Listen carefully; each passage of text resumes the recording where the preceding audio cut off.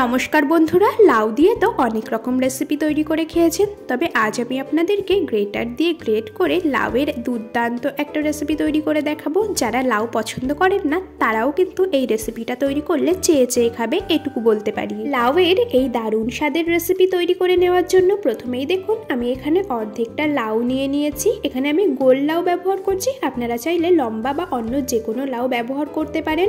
লাউটাকে দুই টুকরো করে কেটে নিয়েছি, এর থেকে একটা ফালি ব্যবহার করব, আরেকটা ফালি সরিয়ে রেখে দেব।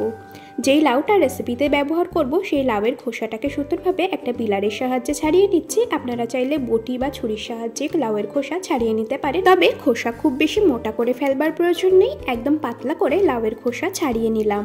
এই লাউয়ের ফালিটাকে এখন পরিষ্কার করে একবার ধুয়ে নেব। তো বন্ধুরা, লাউটা পরিষ্কার করে ধুয়ে নিয়েছি। এরপর দেখুন নিয়ে নিয়েছি একটা প্লেট, আপনারা অন্য যে কোনো পাত্র ব্যবহার করতে পারেন। তো এরপর একটা গ্রেটার নিয়ে নিয়েছি আর খোসা ছাড়িয়ে রাখা লাউটাকে খুব ভালো করে গ্রেট করে নেব। লাউটাকে গ্রেট করতে করতে আপনাদের সাথে একটা কথা শেয়ার করে নিই। আজ আমার এই রেসিপিটা দেখতে যদি নতুন কোনো বন্ধু এসে থাকেন তবে প্লিজ চ্যানেলটি সাবস্ক্রাইব করে বেল নোটিফিকেশন অলে সেভ করে দেবেন, যাতে আমি নতুন কোনো ভিডিও আপলোড করা মাত্রই সবার আগে আপনার কাছে পৌঁছয়। আর বন্ধুরা, এর আগেও কিন্তু আমার চ্যানেলে আরও দারুণ দারুণ রেসিপির ভিডিও আপলোড করা আছে, আপনারা চাইলে দেখে আসতে পারেন। আশা করছি আপনাদের ভীষণ ভালো লাগবে। তো আপনাদের সাথে কথা বলতে বলতে এদিকে আমি লাউটা প্রায় গ্রেট করে নিয়েছি। আর এই যে ওপরের বীজের অংশটা, এটাকে কিন্তু দেব না। লাউয়ের এই বীজের অংশটা বেশ একটু শক্ত আর ঘষতেও অনেকটাই অসুবিধা হচ্ছে, সেজন্য এটা সরিয়ে রাখলাম। এটা ভাজা করে ফেলবো বা অন্য যে কোনো রান্নাতে ব্যবহার করে ফেলবো। তো যাই হোক, এদিকে আমি গ্রেট করা লাউটা নিয়ে নিয়েছি আর এর মধ্যে কোনো যেন দানা না থাকে সেদিকে অবশ্যই খেয়াল রাখতে হবে। লাউয়ের মধ্যে কিছু গুঁড়ো মশলা অ্যাড করে নেব। প্রথমেই দিয়ে দিচ্ছি স্বাদ অনুযায়ী লবণ, এক চা চামচ ভাজা জিরের গুঁড়ো, দিয়ে দিচ্ছি একটা ভাজা শুকনো লঙ্কার গুঁড়ো, এরপর দিয়ে দেব কিছুটা পরিমাণে কসুরি মেথি মানে শুকনো মেথি পাতা, আর দিয়ে দেব হাফ চা চামচ আজওয়ান বা জোয়ান। এখানে আমি জোয়ানটাকে দু হাতের মাঝখানে রেখে একটু রাফ করে তারপরে এর মধ্যে দিয়ে নিচ্ছি। মশলাগুলোকে দিয়ে একটা চামচের সাহায্যে খুব ভালো করে লাউয়ের সাথে মিশিয়ে নিতে হবে। তো মশলাগুলোকে দিয়ে লাউয়ের সাথে খুব ভালো করে মিশিয়ে নিয়েছি। এখন এই প্লেটটাকে একটা ঢাকনা দিয়ে ঢেকে 5 থেকে 7 মিনিটের জন্য সরিয়ে রেখে দেব। তো এই সময় এখানে একটা বড় বোল নিয়ে নিয়েছি আর এর মধ্যে নিয়ে নিচ্ছি একটা বাটি মেপে 2 বাটি ময়দা। এখানে আমি 2 বাটি ময়দা ব্যবহার করছি, আপনারা নিজেদের পছন্দ অনুযায়ী ময়দার পরিমাণ কম বেশি করে নিয়ে নেবেন। দিয়ে দিলাম পরিমাণ মতো লবণ, হাফ চা চামচ চিনি, আর দিয়ে দিচ্ছি 1 চামচ জোয়ান। জোয়ান 2 হাতের মাঝখানে রেখে একটু রাফ করে দিচ্ছি, এতে করে জোয়ানের ফ্লেভারটা বেশ ভালো আসে। এরপর দিয়ে দিচ্ছি 2 চা চামচ গাওয়া ঘি, আপনারা চাইলে এখানে ঘিয়ের পরিবর্তে সাদা তেল ব্যবহার করতে পারেন। ঘি দিয়ে খুব ভালো করে ময়দার সাথে মিশিয়ে নিতে হবে, মানে ময়দাটাকে ঘি দিয়ে খুব ভালো করে ময়াম করে নিতে হবে। আমি ওই 3 থেকে 4 মিনিট মতো খুব ভালো করে মেখে ময়দা ময়াম করে নিয়েছি। ময়দাটা খুব ভালো করে ময়াম দিয়ে নিয়ে ময়দা এরকম হাত দিয়ে চেপে দলা পাকিয়ে নিলে এটা ভেঙে যাচ্ছে না, তার মানে ময়দা একদম পারফেক্টভাবে ময়াম দেওয়া হয়ে গেছে। এখন এই ময়দার বাটিটাকে সাইডে একটু সরিয়ে রাখবো, আর ওদিকে আমরা যে লাউ মশলা মাখিয়ে 5 থেকে 7 মিনিটের জন্য রেস্টে রেখেছিলাম সেই প্লেটটাকে নিয়ে নিলাম। আর এখন এই লাউগুলোকে এরকম হাত দিয়ে চেপে চেপে লাউয়ের মধ্যে যা জল আছে জলটা বার করে নেব। এইরকমভাবে সমস্ত লাউ থেকে জল বার করে নিই, তারপর আপনাদেরকে দেখাচ্ছি। তো বন্ধুরা, সমস্ত লাউ থেকে জল বার করে নিয়েছি আর এখন এই লাউয়ের বাটিটাকে সরিয়ে রাখবো। আর এই যে লাউ থেকে বার করা জল, এটাকে কিন্তু ফেলে দেব না, এটাও আমাদের রান্নায় কাজে লাগবে। লাউয়ের এই জলটা দিয়ে দিচ্ছি ময়দার মধ্যে, এতে করে ময়দার মধ্যে মশলার একটা সুন্দর ফ্লেভার আসবে আর খেতেও বেশ ভালো লাগবে। তো এই জল দিয়ে ময়দাটা খুব ভালো করে মেখে নেব, মানে রুটি বা লুচি তৈরি করার সময় আমরা যেই রকম ডো তৈরি করে নিই সেই রকম ডো তৈরি করে নেব। যেহেতু লাউয়ের জল দিয়ে পুরো ময়দাটা মাখা যাবে না, সেজন্য আমি অল্প অল্প করে নর্মাল জল এর মধ্যে অ্যাড করছি। আর এইরকমভাবে অল্প অল্প করে জল অ্যাড করে একটা সফট ডো তৈরি করে নেব।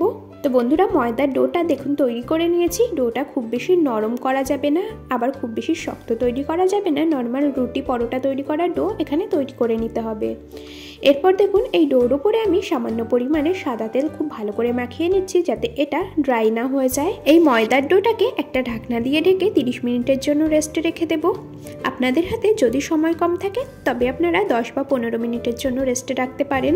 30 মিনিট রেস্টে রাখার পর ঢাকা খুলে নিলাম। আর দেখুন ময়দার ডোটা কিন্তু আগের থেকে অনেক বেশি সফট হয়ে গেছে, মানে ময়দাটাকে রেস্টে রাখার পর ডোটা বেশি সফট হয়ে গেছে। আর এখন এই ময়দার ডোটা একটা কার্ডবোর্ডের উপরে নিয়ে আবারও হাত দিয়ে হালকা করে একটু মেখে নিচ্ছি। এই ডোটাকে একটু এইরকম লম্বাটে শেপে তৈরি করে নেব, এতে করে লেচিগুলো কাটতে খুব সুবিধা হবে। একটা ছুরির সাহায্যে এইরকম করে লেচিগুলোকে কেটে নিচ্ছি। তো আমি যেই রকম রুটি তৈরি করার লেচি কাটা হয় সেই রকম করেই বড় বড় লেচি কেটে নিলাম। লেচিগুলোকে এরকম দু হাতের মাঝখানে রেখে গোল শেপে তৈরি করে নেব। তো সমস্ত লেচিগুলোকে গোল করে নিয়েছি। এরপর অল্প অল্প করে ময়দা দিয়ে একদম রুটি যেই রকমভাবে বেলে সেই রকমভাবেই বেলে নেব। মানে এই রুটিটা খুব বেশি পাতলা বা খুব বেশি মোটা করব না, একদম মিডিয়ামভাবে বেলে নেব। মানে যেই রকম রুটি তৈরি করার সময় আমরা রুটি বা পরোটা বেলে নিই ঠিক সেইভাবেই কিন্তু বেলে নিতে হবে। তো বন্ধুরা দেখুন প্রথম রুটিটাকে সুন্দরভাবে বেলে নিয়েছি। আর এই রুটিটাকে এখন সরিয়ে একটা প্লেটের মধ্যে রেখে দেব। তো এই রুটিটাকে একটা প্লেটে রেখে দিয়েছি। আর এই রকমভাবেই আরও একটা রুটি বেলে নেব। তো একই রকমভাবে অল্প অল্প করে এর মধ্যে ময়দা ছড়িয়ে তারপর বেলে নেব। তো বন্ধুরা রুটিটা পুরো বেলে নিই, তারপর আপনাদেরকে দেখাচ্ছি। এদিকে দেখুন আমি দ্বিতীয় রুটিটাকে সুন্দরভাবে বেলে নিয়েছি। এটাকে কিন্তু সরিয়ে রাখবো না, এর মধ্যে প্রথমে লাগিয়ে নেব টমেটো কেচাপ।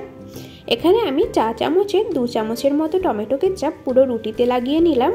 এখন এর উপর থেকে দিয়ে দেব লাউ, মানে যে লাউয়ের জল ছড়িয়ে রেখেছিলাম সেই লাউ অল্প কিছুটা নিয়ে এই রুটির ওপর থেকে ছড়িয়ে দেব। আপনারা চাইলে এখানে টমেটো কেচাপের পরিবর্তে পিৎজা সস ব্যবহার করতে পারেন। আমার কাছে যেহেতু ছিল না সেজন্য আমি টমেটো কেচাপ ব্যবহার করলাম। এরপর এর ওপর থেকে দিয়ে দেব কিছুটা পরিমাণে চিজ। আমার কাছে স্লাইস চিজ ছিল, তার থেকেই অল্প অল্প করে এরকম হাত দিয়ে ভেঙে দিয়ে দিচ্ছি।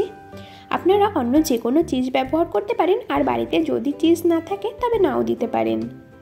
তো চিজ দিয়ে দিয়েছি। আর ওই যে আগে যে রুটিটা তৈরি করে সরিয়ে রেখেছিলাম সেই রুটিটা এর ওপরে এইরকমভাবে চাপা দিয়ে দিতে হবে। আর হাত দিয়ে এরকম সাইডগুলো একটু চেপে চেপে বন্ধ করে নেব, যাতে ভাজার সময় ভেতর থেকে পুর বাইরে না বেরিয়ে আসে। যেহেতু রুটির মধ্যে টমেটো কেচাপ লাগানো আছে তো দেখবেন খুব সহজেই কিন্তু হাত দিয়ে একটু চাপলেই রুটিটা আটকে যাবে। তো প্রথম পরোটাটা একদম কমপ্লিট হয়ে গেছে। এখন এটাকে একটা প্লেটের মধ্যে সরিয়ে রাখবো। আর এইরকমভাবে আরও একটা পরোটা আমি আপনাদেরকে তৈরি করে দেখাচ্ছি। একই রকমভাবে প্রথমে একটা রুটিকে বেলে সরিয়ে রেখেছি। আর একটা রুটির ওপরে প্রথমে দিয়ে দিয়েছি টমেটো কেচাপ, তারপরে দিয়েছি মশলা মাখিয়ে রাখা লাউ, আর ওপর থেকে কিছুটা চিজ ছড়িয়ে দিয়ে আরেকটা রুটি দিয়ে চাপা দিয়ে রুটির সাইডগুলো আঙুল দিয়ে একটু চেপে চেপে বন্ধ করে নেব। তো বন্ধুরা দ্বিতীয় পরোটাটাও তৈরি করে নিয়েছি। এখন এগুলোকে ভেজে নেব। ওভেনে একটা তাওয়া বসিয়ে দিয়েছি। আর তাওয়াটা খুব ভালো করে গরম করে নিয়ে অল্প পরিমাণে লবণ জল প্রথমে ছিটিয়ে নিলাম। এখন এই তাওয়ার মধ্যে একটা পরোটাকে দিয়ে খুব ভালো করে সেঁকে নেব। আর পরোটাগুলোকে ভাজার সময় বন্ধুরা গ্যাসের ফ্লেম মিডিয়াম টু হাইতে রেখেই ভেজে নেবেন। তো দেখুন প্রথমের একটা পাশ একদম হালকা করে একটু ভাজা হলেই অপর পাশটা উল্টে নিতে হবে। তো অপর পাশ উল্টে নিয়েছি। আর এখন এর মধ্যে দিয়ে দেব তেল। আমি এখানে সাদা তেল দিচ্ছি, 1 চা চামচ দিয়ে দিলাম সাদা তেল। আপনারা চাইলে এখানে তেলের পরিবর্তে ঘি ব্যবহার করতে পারেন। তো আমি একটা পরোটা তেলে ভেজে নিচ্ছি, আর একটা পরোটা ঘিতে ভেজে নেব। তো দুপাশেই এইরকমভাবে 1 চামচ করে তেল দিয়ে খুব ভালো করে মাখিয়ে এরপর এপিঠ ওপিঠ খুব ভালো করে সেঁকে নিতে হবে। এরকম সাইডগুলো একটু চেপে চেপে সেঁকে নেবেন, নাহলে সাইডগুলো কাঁচা থেকে যাবে। আর অবশ্যই কিন্তু গ্যাসের ফ্লেম মিডিয়াম টু হাইতে রেখেই ভাজবেন। গ্যাসের ফ্লেম লোতে দিয়ে পরোটা ভাজলে পরোটাটা শক্ত হয়ে যেতে পারে।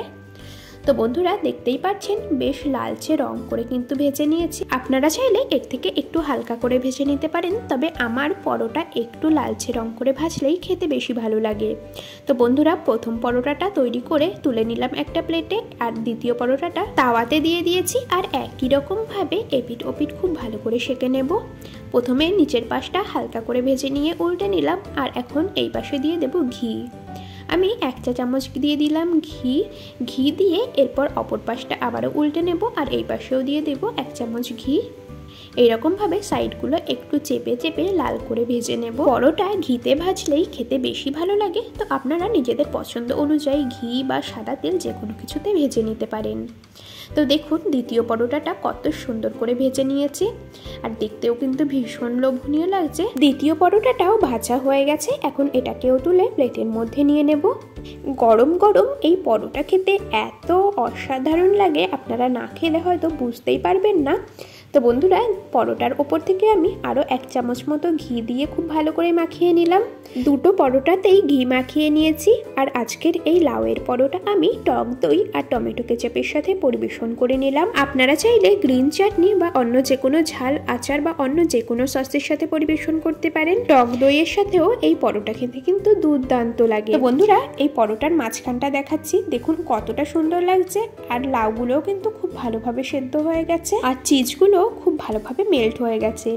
পরোটাগুলো দেখুন কতটা সফট হয়েছে, আশা করছি আপনারা দেখেই বুঝতে পারছেন। এইভাবে লাউয়ের পরোটা তৈরি করে কাউকে খাওয়ালে কেউ বুঝতেই পারবে না যে পরোটাগুলো লাউ দিয়ে তৈরি করা হয়েছে। যারা লাউ খায় না তারাও কিন্তু চেয়ে চেয়ে খাবে, পরোটা এতটাই টেস্টি হয়। আর বাচ্চারা তো সবজি খেতে একেবারেই পছন্দ করে না, তাদেরকে এইরকম ভাবে লাউ পরোটা তৈরি করে খাওয়াতে পারেন, তারা কিন্তু ভীষণ পছন্দ করবে। লাউয়ের এই দারুণ রেসিপিটা একবার হলেও বাড়িতে তৈরি করে খেয়ে দেখবেন। যদি আমার এই ভিডিওটা দেখে রেসিপিটা আপনারা বাড়িতে তৈরি করেন, তবে অবশ্যই কিন্তু আমাকে কমেন্টস করে জানাবেন রেসিপিটা আপনাদের কেমন লেগেছে। আমাদের আজকের এই রেসিপিটি দেখে যদি আপনাদের ভালো লেগে থাকে, তবে ভিডিওটিতে একটি লাইক এবং বন্ধুদের মধ্যে শেয়ার করে দেওয়ার অনুরোধ রইল।